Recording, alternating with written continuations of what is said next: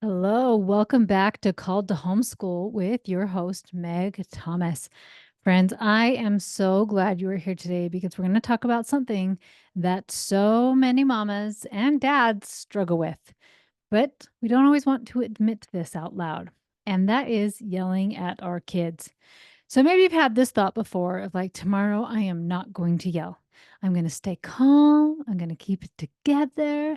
And then children behave like children and they spill the milk all over the floor. They are fighting with each other. Somebody can't find their shoe. Somebody else is crying because school is too hard. And you are yelling again. Then, how do you feel after that? You usually feel pretty guilty and it creates this guilt spiral. Why can't I control myself? Am I ruining my kids? If this sounds familiar, you are not alone. And today I'm going to walk you through why yelling happens, what it costs us, and how we can start making real changes. So, friends, let's dive in first of why we yell. The reason we yell is because it works.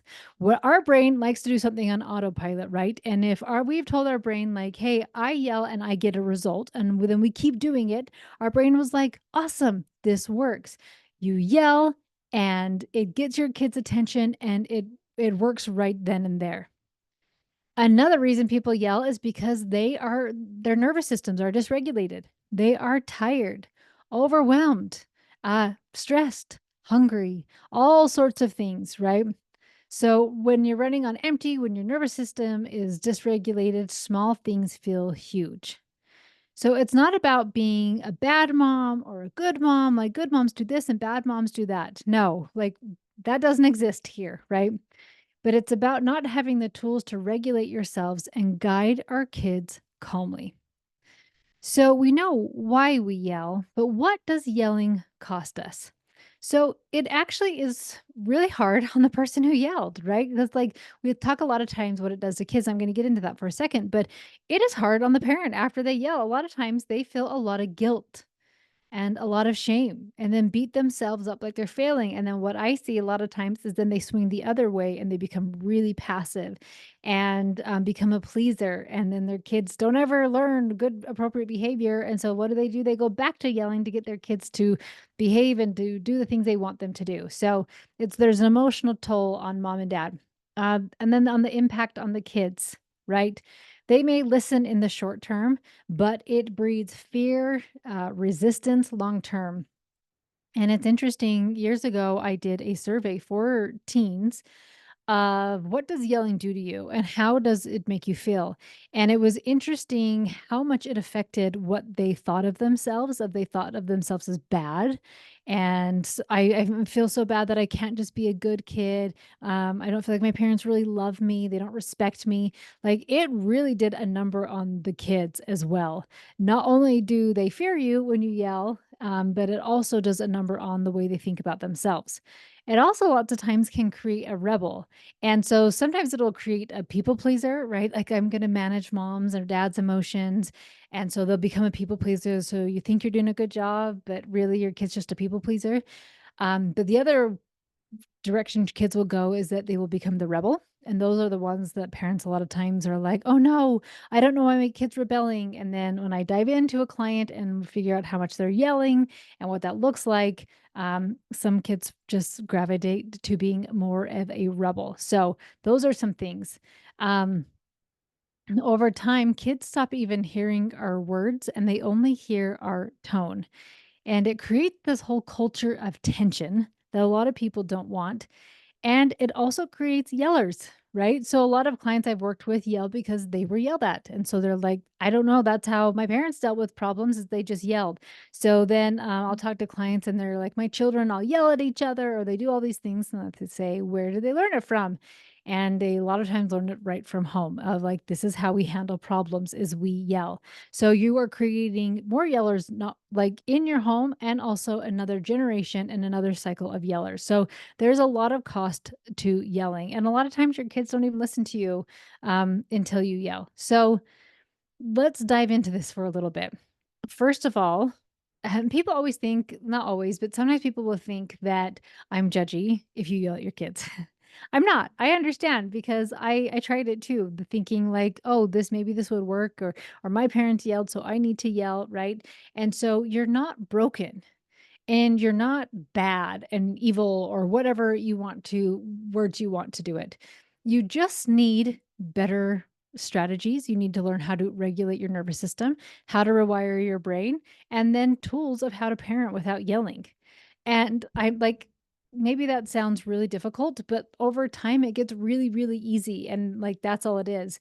But you also learn that connection works better than control, but you won't get those immediate results. And that's why a lot of times people will give up with it and go back to yelling. But to me, it's like going on a diet.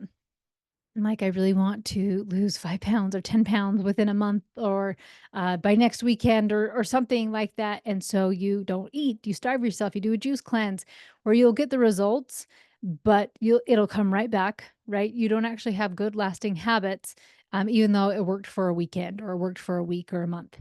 But if you want health long term, right, you've got to change your habits and you've got to start moving your body and eat whole nutritious food and enough protein and all of these things. And then over time, you have amazing results and amazing health. And it is the same thing with our parenting. Anybody who tells you a quick fix of parenting, like yelling, beating your kids, you will get negative long term results. And we want positive long term results. And so that's like, you got to learn these tools. Your kids, another thought like to work with too as you're learning all these things is that kids don't need you to be perfect. They just want you to be present, right? And a lot of times maybe you're yelling because you put too much stress on yourself that I've got to be this perfect parent, but you don't. Just being present. But and even small changes in how you respond will start to shift the tone of your own home. And I see this all the time when I'm working with people. So friends, what month is right around the corner? But November. And what have I done for years is no yell November. And I love that I get to do a 30-day challenge where I walk alongside you with encouragement, practical strategies to help regulate your nervous system, to help rewire your brain, and to actually give you tools to work to help you to stop yelling and start connecting and actually learn how to get your kids to listen to you without yelling at them. So I've done this for years, and I wanted to kind of tell you what some of the parents have said over the years of the changes they saw in their kids. So I want to remind you, I don't know if anybody has ever received a perfect score of like going the whole month. So maybe somebody went the whole month without yelling, but they didn't take care of some of their basic fundamentals. And so nobody's ever done it perfectly, and yet everybody has had amazing results. So that is something so helpful. And even some of these parents that like some of these changes they saw in their kid, they definitely yelled less and how much improvement they saw in their home. So what some of the parents said is, I am starting to see a shift. My children are being kinder. They are helpful and listening. I have a little boy who I especially see progress. The more I connect with him, the less hitting, fighting, and yelling he does. There is even sometimes when others are melting down that he helps try to comfort them. Huge, right? Absolutely huge. Another one, siblings, relations become closer. So, mom and dad not yelling, kids are actually getting along better. Increased patience. So, helpfulness and kindness between family members. So, kids are being more patient as parents are being more patient. I have noticed that my kids fight with each other less on the days that I'm able to succeed at not yelling. My son has been yelling at his siblings a lot lately, and I'm seeing this decrease. So, like, your actions speak so much louder, and your examples speak so much louder. And so, not only are you doing this to get yourself out of the guilt shame cycle and to create a positive home, but like it helps your children so much. It teaches them so much by your example. And so these are the things that parents saw in themselves by doing this challenge. Some of them said, I have less anger hangovers. I thought that was a funny phrase. I'd never heard that before. So, anger hangovers, less anger hangovers, less regret about how I'm treating my kids. I improved my morning routine and made it more of a ritual that I look forward to each morning. Not that I dread it, it's just become more meaningful and productive. I already have the habit of writing my journal, but I took it to the next level. So neat. Another parent said that they have confidence that they can stay patient amid craziness and exhaustion. How amazing to be able to stay calm and patient when like the crap is hitting the fan, friends. So awesome. While I did not succeed every day, I am now confident in my ability to do so.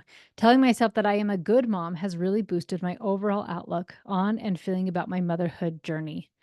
And last one, oh, nope, two more.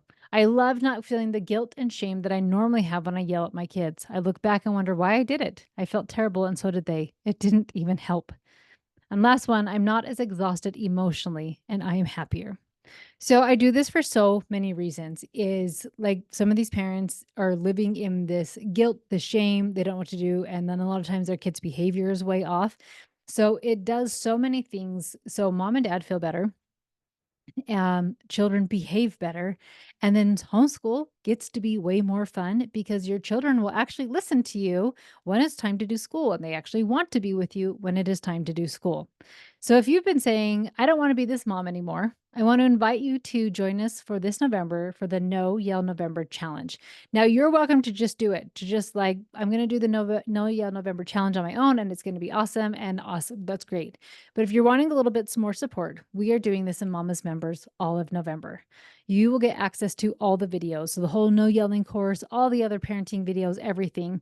But I'm also going to take you through with group coaching and private coaching to really help you succeed and to dive in to help you create success. I want to do this together. The link to sign up for Mama's Members is in the show notes. And remember, you don't need to be perfect, just be intentional.